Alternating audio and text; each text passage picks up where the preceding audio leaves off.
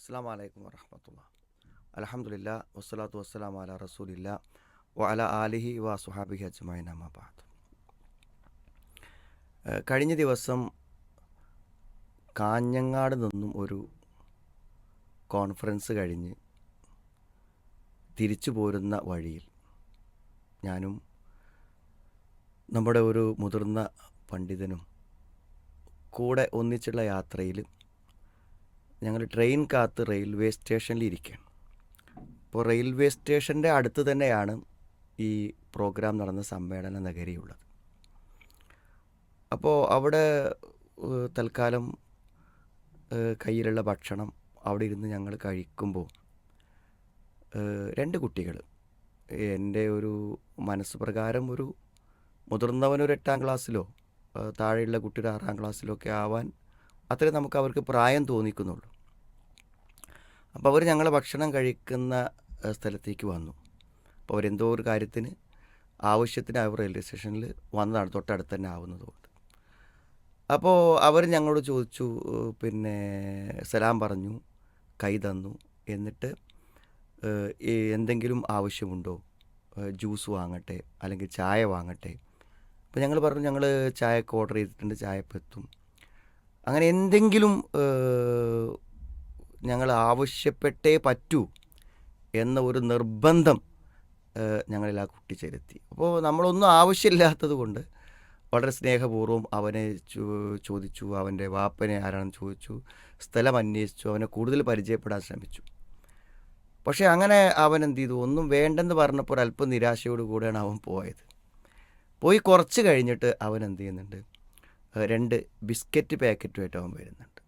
അങ്ങനെ ഞങ്ങൾക്ക് 2 പേർക്കും 2 പാക്കറ്റുകൾ തന്നു. അപ്പോഴും ഒന്ന് മതി ഞങ്ങൾക്കെന്ന് പറഞ്ഞെങ്കിലും 2 പേർക്കും ഓരോന്ന് തന്ന് യാത്ര പറഞ്ഞ് അവർ 2 പേരും പോയി. സത്യത്തിൽ അത് ഒരു മനസ്സിൽ വല്ലാത്ത കുറേ പോസിറ്റീവായിട്ടുള്ള ചിന്തകൾ മനസ്സിലുണ്ടാക്കിയിട്ടുള്ള ഒരു അനുഭവമാണത്. അപ്പോൾ അതിലൊന്ന് എന്ന് പറയുമ്പോൾ പിന്നെ ഈ കുട്ടികളുടെ ആ ഒരു ഹോസ്പിറ്റാലിറ്റി, നമ്മുടെ ഒരു ആതിഥേയത്വമുണ്ടല്ലോ, അതൊരു ഭയങ്കരമായി സത്യത്തിൽ എന്താണ് ഈ പ്രായത്തിലൊക്കെ ഉള്ള കുട്ടികളെ നമ്മൾ പലപ്പോഴും കണ്ടിട്ടുണ്ട്. ഇപ്പോൾ നമ്മൾ എവിടെയെങ്കിലുമൊക്കെ പൊതുവായി ഇത്തരം പരിപാടികൾക്ക് പോയി അവിടെയുള്ള ബാത്റൂമുകൾക്ക് മുമ്പിൽ പിന്നെ ലൈൻ നിൽക്കുമ്പോഴൊക്കെ സാധാരണ കുട്ടികൾ എന്ത് ചെയ്യും, അവർ വരും, അവർ നമ്മൾ കാത്തുക്കുന്നതിന് മുമ്പിൽ ഓവർടേക്ക് ചെയ്ത് അവർ ബാത്റൂമിൽ കയറി തിരിച്ചു പോകും. ഒരു മുതിർന്ന ആൾ നിലക്കോ അല്ലെങ്കിൽ ഇങ്ങനത്തെ ഒരാൾ നിലക്കൊന്നില്ല ഒരു പരിഗണനയോ പലപ്പോഴും അങ്ങനെ നൽകാത്തതായിട്ടാണ് പലപ്പോഴും കാണാറുള്ളത്. ഇതതിന് വളരെ വ്യത്യസ്തമായിട്ടുള്ള ഒരു പിന്നെ റെസ്പെക്റ്റ്.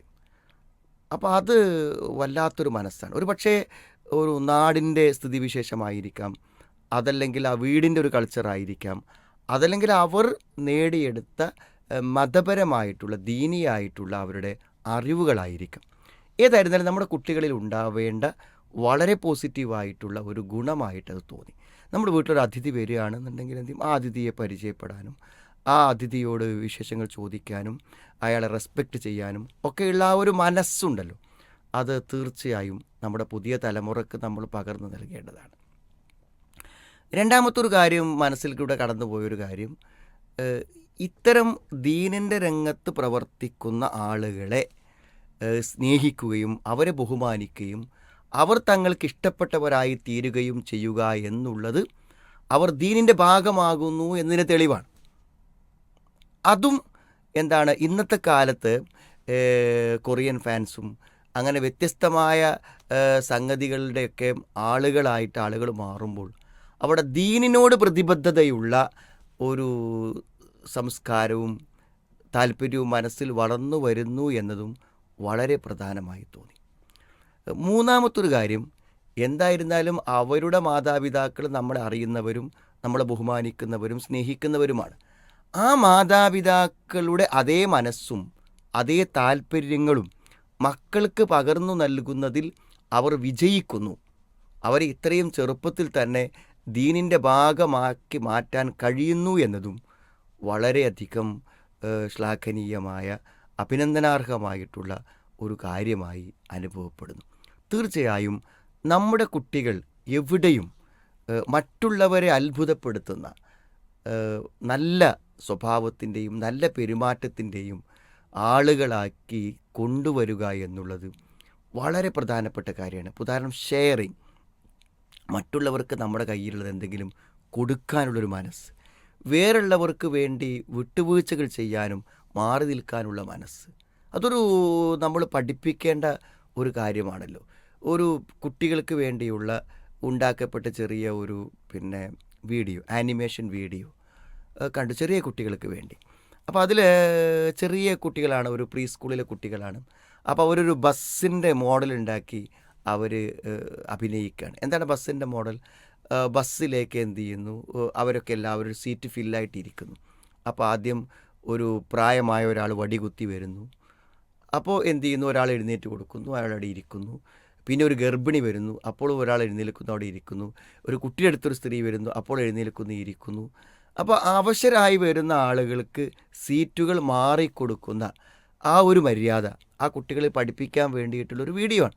എന്താവട്ടെ, കുട്ടിക്കാലത്ത് ചില ശീലങ്ങളെ തീർച്ചയായും നമ്മുടെ വൃത്തിബോധം, അതേപോലെ തന്നെ മറ്റുള്ളവരെ റെസ്പെക്റ്റ് ചെയ്യാനുള്ളത്, ക്ഷമിക്കാനുള്ളത്, അതേപോലെ തന്നെ പ്രതിസന്ധികളെ അതിജീവിക്കുവാനുള്ളത്, അതേപോലെ പരസ്പരം ആളുകളെ സ്നേഹിക്കാനുള്ളത്, ഷെയർ ചെയ്യാനുള്ളത്, ഇങ്ങനെയൊക്കെയുള്ള ധാരാളം നല്ല ഗുണങ്ങളെ ചെറുപ്പത്തിൽ തന്നെ മക്കളെ പഠിപ്പിച്ചെടുക്കുമ്പോൾ തീർച്ചയായും അത് മറ്റുള്ളവരിൽ അത്ഭുതമുളവാക്കുന്ന, ആശ്ചര്യമുളവാക്കുന്ന മാറ്റങ്ങളാണ്. അതുകൊണ്ട് നമ്മുടെ കുട്ടികളെന്നും വ്യത്യസ്തരാവട്ടെ. അവരുടെ സംസ്കാരത്തിൽ, അവരുടെ സ്വഭാവത്തിൽ, അവരുടെ പെരുമാറ്റത്തിൽ അവർ വ്യത്യസ്തരാകുവാനും ഏറ്റവും നല്ല മാതൃകകളാകുവാനും നമ്മൾ നിരന്തരമായി ശ്രദ്ധ പുലർത്തണം. അതിനുള്ള അവസരങ്ങൾ സൃഷ്ടിക്കണം, അതിനുള്ള പരിശീലനം അവർക്ക് കൊടുക്കണം. അള്ളാഹു അനുഗ്രഹിക്കട്ടെ.